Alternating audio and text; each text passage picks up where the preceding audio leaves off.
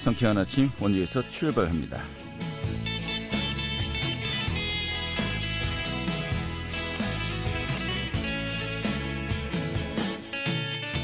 안녕하십니까. 1월 7일 목요일 아침 인사드리겠습니다. 상쾌한 아침 원주에서 출발합니다. 진행의 한태호입니다. 이번 겨울 들어서 가장 낮은 기온을 오늘 보이고 있네요. 이 찬바람이 불면서 체감온도 무려 영하 24도 선까지 떨어졌습니다. 또 밤새 눈도 많이 내렸습니다. 이 아침 출근길 정말 거북이 운전하시는 분들 많으신데요. 안전 운전하셔야 되겠고요. 오늘 원주 낮 기온도 영하 12도에 머물면서 종일 춥겠습니다. 운전자와 보행자 모두 사고 발생하지 않도록 주의하시는 그런 하루가 되어야 할 것 같습니다. 자, 준비한 소식 살펴보도록 하죠. 내년에 전국 동시지방선거가 치러지죠. 이런 가운데 또 여론조사가 나오기 시작했습니다. 자, 여야의 차기 강원도지사 선거 후보 적합도 여론조사 결과도 발표되었는데요. 물론 이것이 끝까지 갈 수는 없습니다만은 전체적으로 우리 도민들, 시민들 좀 어떠한 인식을 가지고 있는지 대략적으로 또 살펴볼 수 있는 그런 또 결과가 아닌가 싶습니다. 오늘 소개해드리겠고요. 또 새해 들어서 바뀐 또 부동산 제도 등도 알아보도록 하죠. 1월 7일 목요일 상쾌한 아침 원주에서 출발하겠습니다.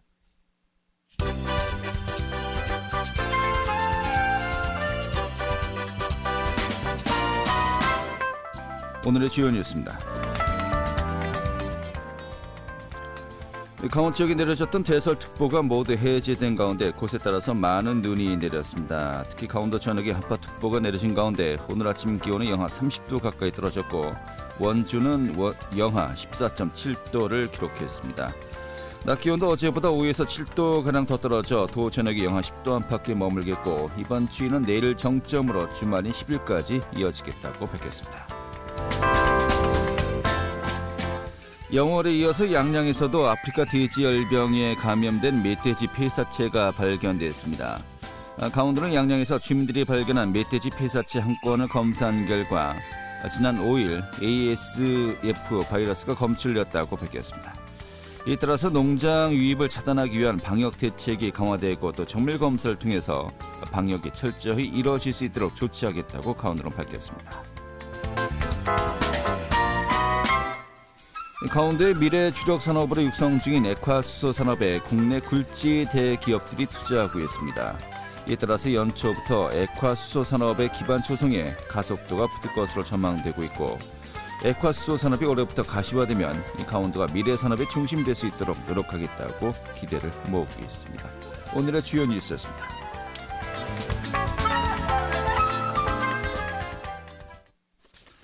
자, 이제 새해가 되었습니다만은 또 내년에 치러지는 전국 동시지방선거 여러 가지 또 관련된 조사 내용들 서서히 또 나오기 시작하고 있습니다. 특히 이제 강원도지사 선거 후보 적합도 여론조사 결과도 발표되었는데요. 이것이 뭐 그대로 끝까지 갈 수는 없겠습니다만은 대략적인 현재 또 판세 구도는 우리가 어느 정도 유추할 수 있지 않을까 싶습니다. 그 내용 살펴보도록 하죠. 강원도민일보의 박창현 기자 연결하도록 하죠. 여보세요? 예, 안녕하세요. 네, 반갑습니다. 자, 이번에 그 여론조사 결과를 지면으로 발표했는데 이게 어떤 조사 내용이었습니까? 예, 강원도민일보가 디오피오니언에 의뢰해서 지난달 26일과 27일 이틀간 도내 거주 만 18세 이상 남녀 813명을 대상으로 이동 통신사에서 제공받은 휴대전화 가상번호와 유선 임의전화 걸기를 통해서 여론조사를 실시했습니다. 그 여론조사 내용을 보면요. 내년 6월 1일 치러지는 제8회 전국 도시지방선거를 1년 반 정도 앞두고서 여야 차기 강원도지사 선거 후보 적합도를 물었습니다. 이번 여론조사의 결론부터 일단 보면요. 여권에서는 춘천 출신의 그 홍남기 경제부총리 겸 기획재정부 장관이, 야권에서는 국민의힘 국회의원이죠. 권성동 국회의원이 각각 1위를 차지했습니다. 하지만 그 지지할 후보가 없거나 무응답층이 70%대의 안팎으로 조사가 돼서요. 차기 도지사 후보는 아직도 여야 모두 뚜렷한 후보 없이 안개 속이라고 할 수가 있습니다. 네. 뭐 무응답층이 70%라고 한다면요. 뭐 정말 깜깜이 조사라고 이제 이야기할 수 있겠습니다만은 정말 말 그대로 대략적인 구도를 우리가 또 이제 파악하는 정도에 이제 만족해야 될 것 같습니다. 또 여권에서는 홍남기 현재 경제부총리, 야권에서는 권성동 강릉 지역의 국회의원이 이제 각각 1위를 달리고 있다라고 합니다만 또 결과를 보면요 굉장히 또 근소한 차예요. 일단 여권에서는 또 원창 원주시장이 또 이제 거의 뭐 박빙을 다투고 있는 것 같은데 지금 어떤 인물들이 현재 또 이 포스트 최문순 후보군으로 거론되고 있습니까? 예, 일단 여권 후보들부터 좀 보면은요, 이번 여론조사에서 더불어민주당 계열 여권 내 포스트 최문순 적합 후보로다가 홍남기 경제부총리를 꼽았습니다. 춘천 출신인 홍 부총리는 여권 내 차기 도지사 후보 적합도 조사에서 10.5% 지지를 얻었습니다. 이어서 삼선 시장 임기 만료를 앞둔 원창모 원주시장은 8.2%를 기록해서 오차 범위 내에서 홍 부총리를 바짝 뒤쫓고 있었습니다. 뒤를 이어서 정만호 청와대 국민소통수석, 그다음에 육동환 전 강원연구원장, 유정배 대한석탄공사 사장 순으로 이 여론조사 결과가 나왔고요. 이 거론되는 후보를 좀 살펴보면은 원창목 원주시장을 제외하고 홍남기 부총리라든가 육동환 전 원장, 유정배 사장 같은 경우 모두 춘천 출신이고요. 그다음에 강원도 경제부시사를 역임한 정만호 국민소통수석 같은 경우는 양구 출신이어서 여권 후보는 일단 모두 영서 지역 출신으로 포진했다 이렇게 할 수가 있습니다. 알겠습니다. 자, 특히 이제 홍남기 부총리는 현재 뭐 현역이지 않습니까? 몇 차례 뭐 정치권에서 콜을 하긴 했습니다만은 계속해서 자리를 지키고 있는 상황인데 이게 또 이제 정계로 진출할지는 뭐 누구도 장담할 수 없는 것이고 했고요. 일단은 후보군에 오르면서 다 일단 지명도 또 지시도도 이제 같이 우리가 또 결합된 결과로 봐야 될 것 같습니다. 자, 이제 또 강원도 굉장히 넓지 않습니까? 권역별로 나뉠 수가 있을 것 같은데 권역별 또 연령별로 지지층 다르게 나왔죠. 어떻습니까? 네, 연령별 조사를 살펴보면 일단 여권 후보들은요 대다수 연령대에서 홍 부총리와 원 시장이 엎치락뒤치락 한 가운데서도 홍 부총리가 50대층에서 18.4%의 높은 지지를 얻어서 상대적으로 원창모 시장은 5.7%에 그쳐서 오차 범위 안에서 오차 범위 밖으로 홍 부총리가 크게 앞서고 있고요. 50대 층에서는 홍 부총리가 상당히 앞서고 있군요. 예. 아무래도 안정성을 좀 보는 것 같고요. 네. 다음으로 권역별로 살펴보면 홍 부총리가 춘천 권역이요. 춘천, 홍천, 철원, 하천, 인제, 양구 이쪽으로 12.9%, 강릉권에서 9.5%, 원주 권역에서 9.4%를 기록해서 고르게 지지를 받았습니다. 반면에 원창모 시장은 원주 권역에서 13.6%를 얻어서 크게 앞섰는데요.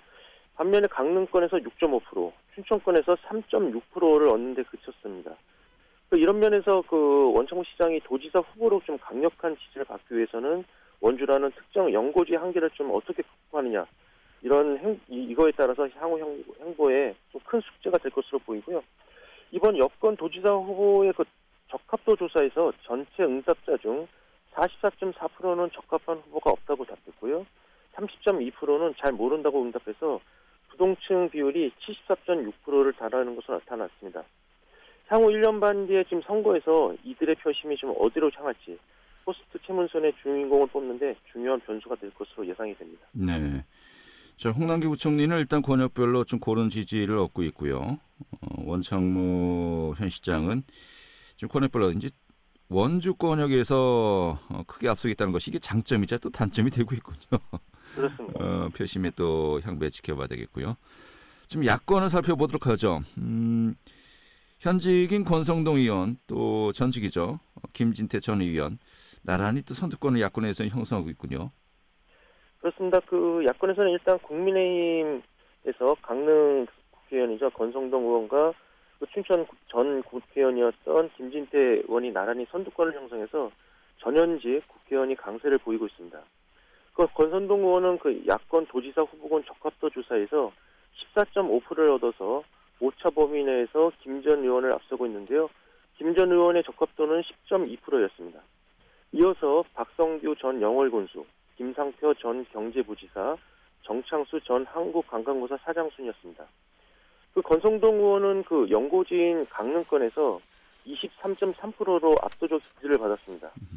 이어서 춘천권에서는 11%, 원주권에서 9.3%의 지지도를 기록했습니다.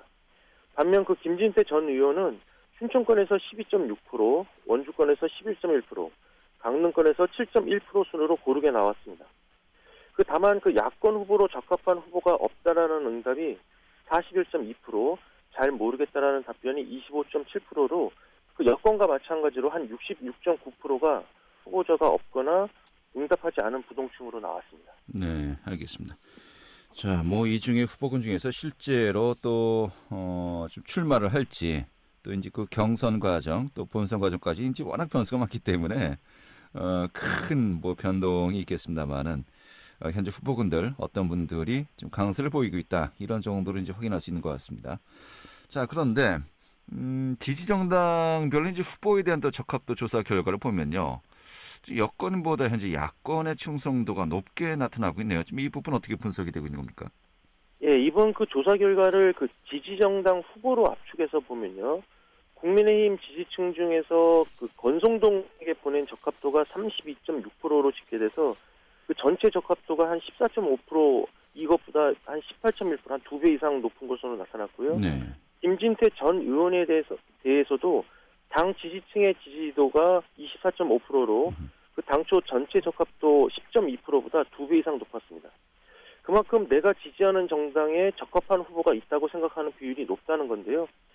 야권 지지층에서 아직 적합 후보를 선택하지 않았다고 하는 응답이 37%인데 반해서 범여권 지지자 중에서는 여전히 한 56%, 한 20%가량이 더 높은데요. 적합 후보가 없다고 응답해서 상대적으로 아직 강력한 입지를 가진 여권 후보가 미진하다는 점을 반영하고 있는 것으로 보입니다. 이런 점은 어떻게 보면 여권 후보인 홍남기 부총리라든가 원창무 원주시장이 아직 현직에 있기 때문에 운신의 폭이 작은 영향이 아닌가 이렇게 해석이 가능합니다. 사실 근데 그렇게 따지면은 뭐 권성도 의원도 마찬가지 아닙니까? 국회의원과 공무원 출신은 좀 상황이 좀 틀릴 거라고 생각이 듭니다. 사실 또 아직까지 뭐 나오겠다라고 공시를 이제 한 것도 없으니까요. 어디까지는 이제 흐름을 이제 봐야 된다는 것인데, 아무튼 흐름을 보면요, 야권에서는 누구든 나오기만 해라, 찍어주겠다라는 그 의식이 상당수 있다라고 좀 볼 수가 있겠군요. 그렇습니다. 예, 자 알겠습니다. 자 끝으로 이번 또 조사 과정 중에 국정평가 또 강원도정 평가 결과도 있지 않았습니까? 좀 이 부분들 간략하게 짚어볼까요? 예, 대통령 국정 수행 평가에 대해서도 좀 보면요. 임기 이번에 4년 차로 접어든 문재인 정부에 대한 도민들의 민심은 결과적으로 싸늘하다 이렇게 정리할 수가 있습니다. 일단 긍정평가는 38.5%였습니다. 매우 잘한다는 평가가 3.9%인데 반해서요. 응답자의 53.1%가 부정평가를 내렸습니다. 연령대로 보면은 60대에서 현 정권에 대한 부정 여론이 가장 높았습니다. 60대 응답자 66.8%는 문 대통령의 국정 수행 평가에 대해 부정적으로 답했습니다. 뒤를 이어서 50대에서는 55.7%, 또 20대층에서는 50.4% 순으로 부정 여론이 높았습니다. 또 권역별로 보면은 춘천권이 40.5%, 원주권이 40.4%의 긍정평가 반응을 보인 반면에 강릉권은 34.7%로 상대적으로 다른 권역에 비해서 긍정평가 반응이 낮았습니다. 이번 여론조사에서 3선의 세문순지사 도정 수행에 대해서도 좀 물었는데요. 응답자의 56.5%가 긍정적으로 평가했습니다. 부정평가는 30.1%였고요.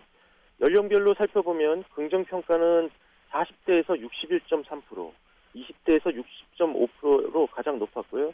대체로 전 연령층에서 긍정평가가 부정평가를 앞섰습니다. 단 부정평가 비율은 60대와 30대에서 각각 좀 높게 나온 것으로 나타났고요.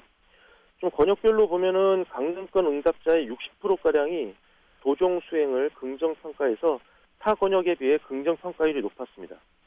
이것은 아무래도 좀 삼척이나 동해 등을 중심으로 수소에너지 산업이 지금 집중 육성 중이고요. 동서고속철과 동해 북부선 조기 착공 가시화 등으로 지역발전 연계 정책이 반영된 것으로 분석이 됩니다. 반면에 최지사의 고향이죠. 정치적인 배경이기도 한 춘천권 응답자의 긍정평가는 54.2%로 조사 권역 중 가장 낮게 나와서 여러 가지 해석이 낳고 있습니다. 네.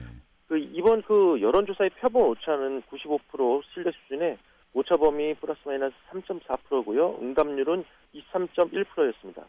자세한 내용은 중앙선거 여론조사 심의위원회 인터넷 홈페이지를 참조하시면 되겠습니다. 알겠습니다. 자, 이번 여론조사 결과를 보면요. 이 국정평가와 도정평가 상당히 좀 민심이 엇갈리고 있네요. 이런 부분도 눈여겨봐야 되겠고요. 또 권역별로도 상당한 또 특색이 있는 것 같습니다. 이 정치권에서도 좀 이런 부분 많은 고민들이 있을 것 같네요. 알겠습니다. 올해 또 이제 성적표를 받아들여야 되겠죠. 오늘 잘 들었습니다. 예, 감사합니다. 네, 강원도밀부의 박창현 기자였습니다.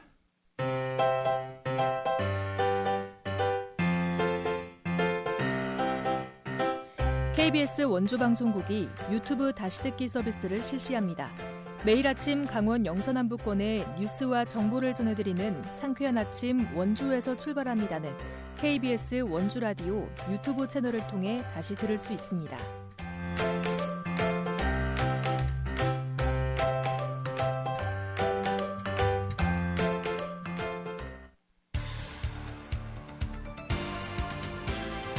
알찬 정보, 생생한 현장의 소식을 전해드립니다.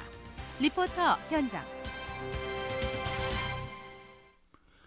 네, 원주시 학성동 과거에 급격한 성장을 이루면서 많은 인구 유입 등 원지 도심지였습니다만은 자 역시 신도심이 잇따라 조성되면서 학성동의 침체 현상 계속되고 있죠. 자 이런 가운데 원주역도 최근에 원주시 무실동으로 이전이 되었습니다. 자, 이 침체가 가속화될 것인가 아니면 또 원지역이 이전되면서 또 새로운 전환점으로 이 구도심 활성화의 하나의 또 터닝포인트가 될 것인가 좀 많은 분들이 관심을 가지고 있습니다. 자, 또 작년 재작년부터 계속해서 이루어지고 있는 원도심 활성화 사업 또 도심 재생 뉴딜 사업과 맞물려서 현재 좀 어떠한 진척을 보이고 있는지 오늘 또 살펴보도록 하죠. 김민주 리포터 자리했습니다. 어서 오시죠. 네, 안녕하세요. 네. 자, 이 학성동 지역에 원지역이 있었습니다만은 지난 5일이죠. 무실동으로 이전되었어요.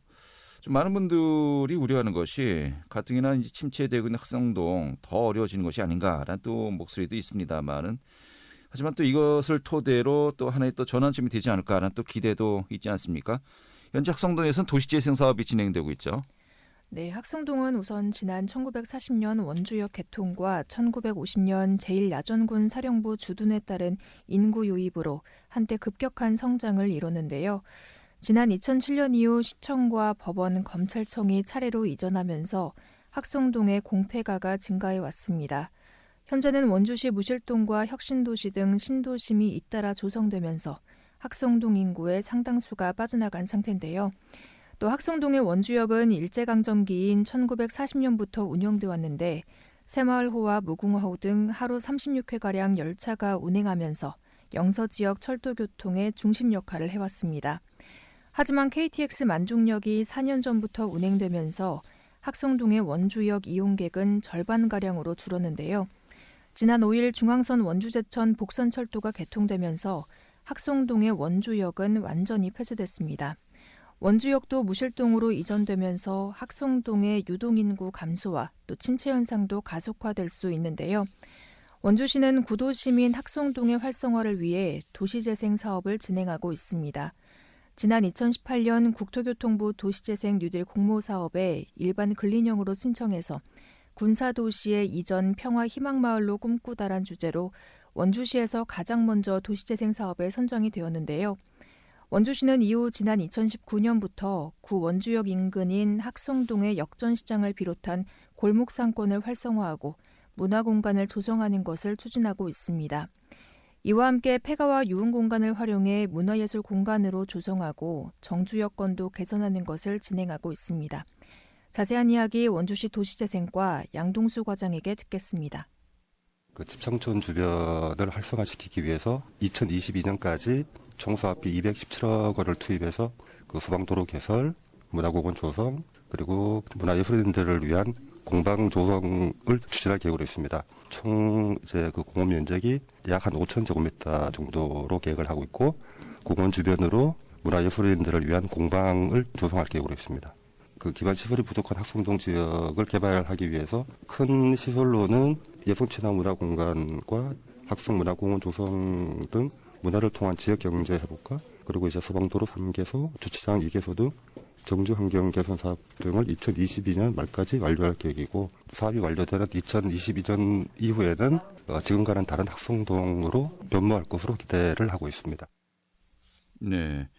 자, 이 학성동의 도시재생 사업, 현재 구체적으로 뭐 어떤 사업들이 진행되고 있는 겁니까?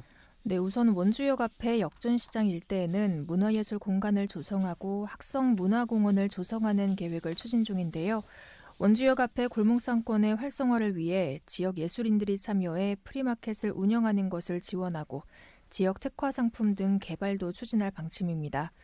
특히 학성동에 위치한 집창촌을 폐쇄하고 집창촌 종사자들의 재활 및 교육 지원도 계속해서 추진하고 있는데요. 지역 주민의 정착률을 높이기 위해 폐가를 정비하고 한국토지주택공사와 협력해서 공공임대주택도 공급할 예정입니다. 원주시 학성동의 도시재생 사업은 오는 2022년까지 4년간 진행되는데요. 학성동 도시재생 현장 지원센터는 사업이 끝나도 주민들이 자발적으로 도시재생을 위한 활동을 할 수 있도록 돕고 있습니다. 자세한 이야기 원주시 학성동 도시재생 현장 지원센터 정태영 센터장에게 듣겠습니다.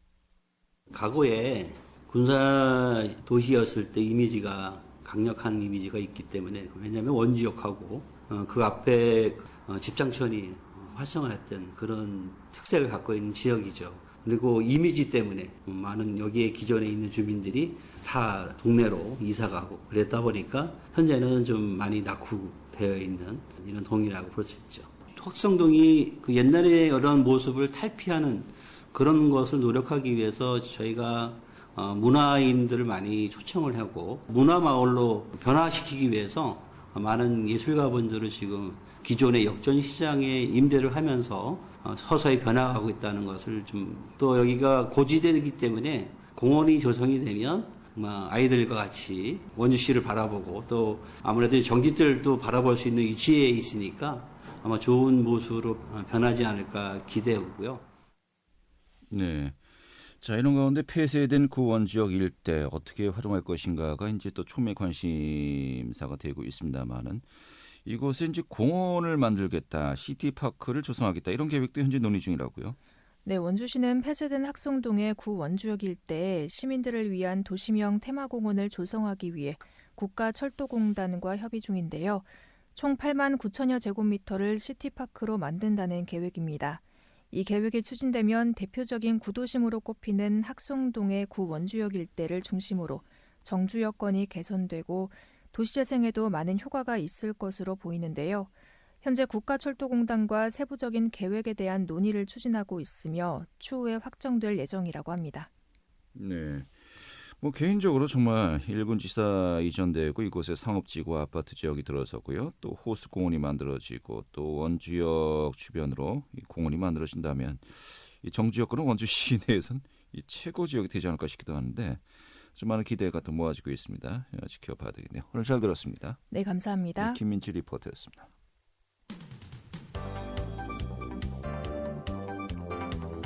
생생한 현장, 유익한 생활 정보를 전해드리겠습니다. KBS 원주라디오 상쾌한 아침 원주에서 출발합니다를 함께하고 있습니다. 네, 또 새해가 되면서 이 부동산 시장, 특히 이제 임대차와 관련된 변동 사항들 궁금하신 분들 많으신데 오늘 또 살펴보도록 하겠습니다. 한국공인중개사협회 원주시 지회 최경순 회장 연결하겠습니다. 회장님. 네, 안녕하십니까. 네, 반갑습니다. 새해 복 많이 받으시고요. 예. 네, 새해 복 많이 받으세요. 예. 자, 이게 원주 지역의 임대차 현황 좀 살펴봐야 되겠는데 현재 그 원주시 전세와 월세 현황 좀 어떻다라고 우리가 정리를 할 수 있을까요, 먼저? 전세 월세 상황을 보자면 물건은 없고 네. 금액은 올라가고 단편적으로 딱 그렇게만 말씀드릴 수 있습니다. 그 임차인들에게 최악의 상황이군요. 그렇죠. 왜 그런 겁니까? 아니 갑자기 왜 이런 거죠? 인구가 뭐 많이 갑자기 급속도로 는 것도 아니고요. 인구 변동이 있었다기보다는 예. 아무래도 경기 겹치면서 아무래도 계약 갱신 청구권이 실행됐잖아요. 그러다 보니까 움직이면 돈이 또 다른 비용이 발생하다 보니까 그냥 청구권을 행사해서 2년 더 있다 보니까 예를 들면 공급되는 물량이 없다고 봐야 되겠죠. 네, 사시는 분들은 계속 사시고 예, 그렇죠. 또 신규 입주 아파트는 이제 올해 말이나 이제 나오고 예, 맞습니다. 이제 고정된 상황에서 단 몇천 명이라도 인구가 늘었기 때문에 그것이 이제 굉장히 좀 미세한 또 파문이 일고 있군요. 예, 그렇습니다. 그러니까 현재는 임차인보다 임대인 강세다 이렇게 정리할 수 있겠군요. 그렇게 할 수는 없어요. 왜냐하면 임대차 보호법이 모두 임차인 위주로 짜여 있기 때문에 아하. 그 재산적인 면에서는 임대인이 손해고 지금은 강자가 임차인이라고 봐야 되죠. 그러니까 강자는 임차인인데 네, 또 이제 네. 그 부동 임대차 시장에서는 아무래도 예. 물건을 구하기 힘들기 때문에 물건 구하기 예. 힘든 건 그쪽으로만 보면은 예. 그렇죠. 임대인이 우세라고 할 수 있죠. 알겠습니다. 뭐 그런 면에서 이제 임대인 강세를 지금 말씀드린 거고요. 예. 네네네 예. 맞습니다. 이 계약갱신 요구권이 이미 그 진행되고 있는 거죠. 그렇죠. 작년 8월 달부터 실행되고 있어서 네. 청구권 행사할 수 있습니다. 지금은. 작년 8월부터요. 예. 이게 그러니까 뭐 기존에 그 묵시적 갱신이 있었지 않습니까? 예, 있었습니다. 그거하고는 이제 어떻게 다른 거죠? 구체적으로요? 묵시적 갱신을 했었어도 청구권은 작년 8월 달부터는 한번 청구할 수 있어요. 네. 이게 뭐 예를 들어서 묵시적 갱신을 지금 뭐 한 6년 동안 진행이 됐다 하더라도 그 기간 만료가 작년 8월 이후라면은 청구권 2년 더 행사할 수 있습니다. 네, 그래요. 자, 그런데 여기에서 그나마 한 가지 조건이 임대료 이제 5%까지 올릴 수 있다라는 거 아니겠습니까? 예, 상한제. 네. 그럼 뭐 재계약을 할 때 다 5%를 보통 올리는 추세입니까? 아니면 그냥 기존의 계약대로 가는 추세입니까? 지금 같은 경우는 최고 5%까지는 왜냐하면 그래도 지금 시장에서는 그 가격이 약한 거거든요. 네. 그래서 5%는 무조건 지금 받고 있는 상황입니다. 5% 더 인상은 하고 있다. 아니 5%까지만 가능하니까 예. 5% 선에서. 예, 그러니까요. 5%는 일단 인상을 하고 있다. 예, 맞습니다. 재계약할 때요. 예. 좀 그렇게 좀 생각을 하면 좋겠고. 자, 근데 또 전세, 월세를 또 전세로 이렇게 전환하는 것도 예. 이게 전환율이 이제 딱 고정돼 있는 겁니까? 4%에서 지금 2.5%로 내려가서 고정되어 있습니다. 2.5%까지요. 예, 전월세 환산율이. 그럼 만약에 1억의 전세 보증금을 월세로 전환하겠다. 그러면은 25만 원이 되는 겁니까? 월세가? 그렇죠. 그 1억을 이제 월세로 전환을 해서 2.5%를 하고 난 뒤에 그걸 또 12개월로 나눠야 돼요. 예. 10이 아니고 12개월로 나누니까 25만 원이 조금 안 되는 금액이겠죠. 알겠습니다. 일단 4%였는데 2.5%로 바뀐 것은 이건 좀 약간 모르시는 분들이 많으신 것 같아요. 아, 그렇구나. 네네. 이 부분 좀 확실하게 또 정리를 해야 되겠고요. 네네. 알겠습니다. 이게 좀 여러 가지 여쭤볼 게 많은데 시간이 워낙 없네요. 정말 간단한 팁 정도만 오늘 또 살펴본 걸로 하겠고요. 다음에 좀 다시 한번 연결해서 큰 흐름들 좀 다시 한번 또 저희가 정리하도록 하죠. 오늘 마무리하겠습니다. 고맙습니다. 네, 감사합니다. 네, 최경순 한국공인중개사협회 원주시 지회장이었고요. 자, 1월 7일 목요일에 함께했던 KBS 원주방송국의 상쾌한 아침 원주에서 출발합니다. 오늘 소식은 여기까지입니다. 내일 다시 뵙도록 하죠. 고맙습니다.